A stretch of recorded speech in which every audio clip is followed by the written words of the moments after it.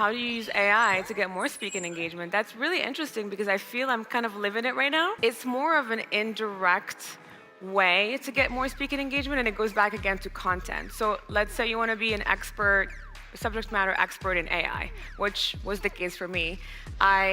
Up until maybe just last year, I never really created any content regarding AI. I never spoke about it before. I knew about it. I definitely studied it a lot, but I never proactively put myself out there as someone who can talk about it. Recently, I started getting more and more passionate. I got more excited because I saw the hype cycle was kind of amplifying. So I decided to start creating some content here and there, figuring out who that content is for, who my audience would be. For me specifically, it would be founders, entrepreneurs, and even businesses who are looking to transform their processes using AI. And I started testing out some content across different channels, LinkedIn, my blog, Instagram, on my stories, to see how it really resonated. And because of that, I started attracting the right opportunities. One, I got an offer, for example, to be a contributor on an AI platform that's writing articles and kind of updating people about all the news. I got invited to speak at Mindvalley, which is amazing. So in a way, you can use content as a vehicle to really attract the opportunities you want. And that's something I want to highlight over and over again during this presentation is you can't create content for the sake of it. You have to have a goal and then align your content strategy with that goal, and the rest will attract to you. So that's how you would use AI in a way. You're using AI to create content and attracting the opportunities in speaking engagements. Typically, when somebody books a sales call with me, I send them a nurture sequence so that they're warmed up for my closers, and it's a higher conversion rate.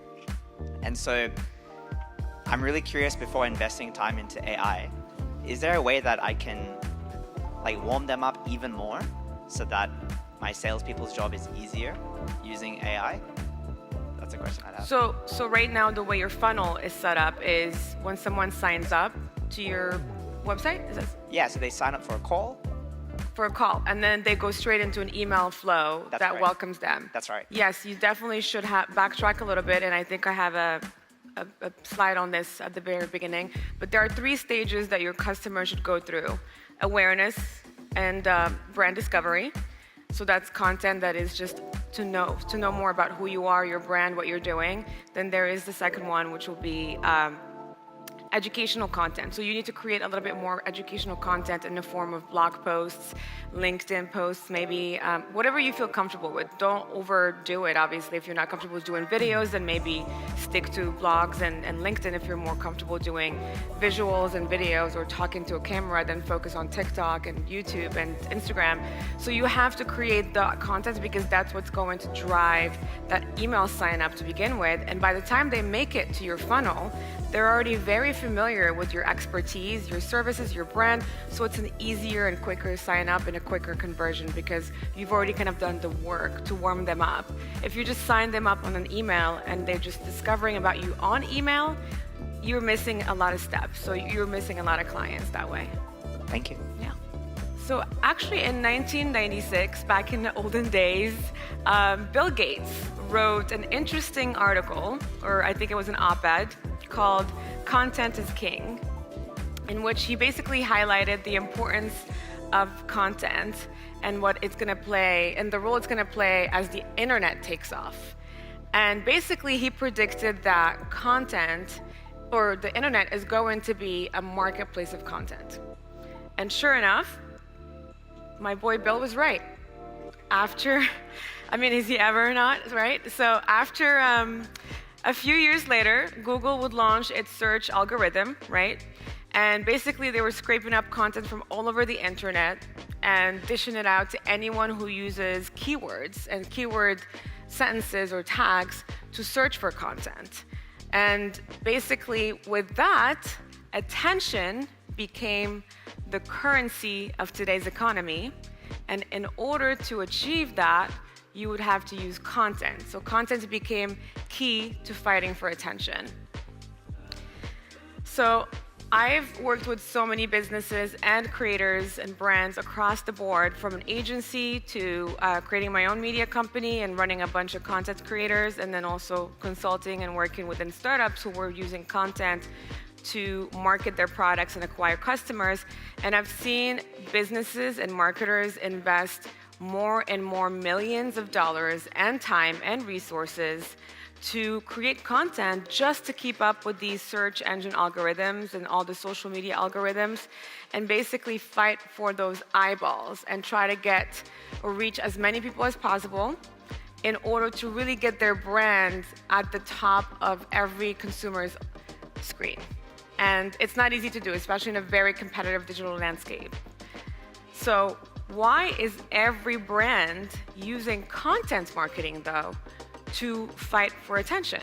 And that brings us back to your question about how, at its core, content marketing serves to reinforce what we call the theory of the hierarchy of effects. It's an advertising model or a marketing model that basically tells you that you need to drive your customer through these different funnels and stages in order to really maximize and get that easy sale from them. It's not easy to sell a product or a service to someone who doesn't know anything about you, who doesn't trust you, who doesn't feel a connection with you. And the way to do that and achieve that is creating content that engages them and speaks to them. So the 3 stages: 1, your content has to fall under each one of these 3. 1, content has to basically help your customer know about you or know more about you or discover you for the first time. You need content that helps your customer feel something about you, whether that's educational content, inspirational content, emotional content. You just have to really strike that emotional connection with your audience so that they can trust you. And then last, but certainly not least, the most important one is you have to have content that helps your audience do something about it. So take action, whether it's purchasing your product, signing up for your email newsletter, booking a consultation, whatever your goal, your conversion goal might be. So, most importantly, it has to be relevant.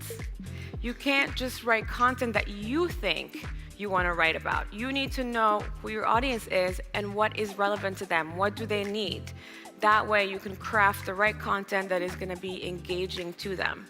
So, because remember, the long-term goal of creating content, especially on the marketing side, not storytelling or writing stories just for fun, but content marketing, the goal is building a strong relationship with your audience that eventually will become your customer. And also to build that, I think someone asked about recurring subscriptions. If you build a very strong relationship with your audience, you can easily achieve recurring because people don't need to be convinced anymore to buy your products. They're already sold. Now you can make that money over and over again. But it takes a really robust content plan and strategy. And thanks to AI, it's become easier to not only create better content faster, but also establish a really robust creative process that helps you scale and sustain that content creation. Because I know for a fact that the biggest challenge when it comes to content creation these days, especially from an organization perspective and even individuals, is the lack of direction and the lack of establishing a process that you can easily scale. A lot of people kind of think last minute, oh, what blog should I write today? Oh, maybe I should write about this today. It's kind of like very last minute thoughts instead of being proactive about your strategy. So today, I want to walk through the different steps that I personally use to create content at scale using ChatGPT, since everyone's familiar with it. And then we can also actually explore some of the prompts that I mentioned a little bit in my last presentation. I remember talking to you guys about AI PRM for ChatGPT. So that's a really, really powerful tool. And if you haven't used it yet, you actually will be blown away by the diversity of prompts that it offers. So you don't even have to think about prompting. You just have to know what you want ChatGPT to do and just go dive right in. Okay, so step one, I think we kind of briefly touched on this, but any good communication training starts with this phase. Know your audience. I cannot stress that enough, because any strategy that you develop when it comes to content will be targeted to them. So by creating content that is targeted to the right audience, because you know them well, it's much more likely to build your trust with your audience. And the way to do that is to basically develop audience personas and segments. These personas and segments allow you to break down the most important things about your audience: demographic, age, income, personality, interests, whatever you may be able to find, even pain points, challenges, because that's how you're going to cater your content to them. You want to make sure that your content aligns with their interest, it solves their pain points, it solves their challenges, and is also relevant to their demographic and age group, income bracket, if they can afford the product or not. You have to be able to know all of these about your audience and study that in order to really understand which content will work best with them.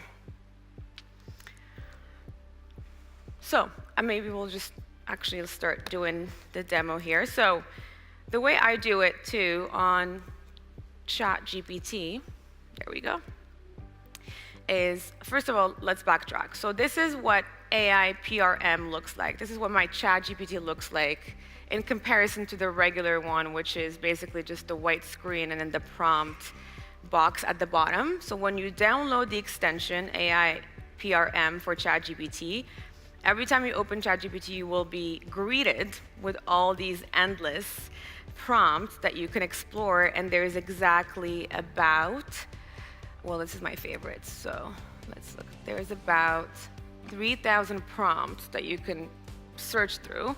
Obviously, there's a search button here for anything that you need.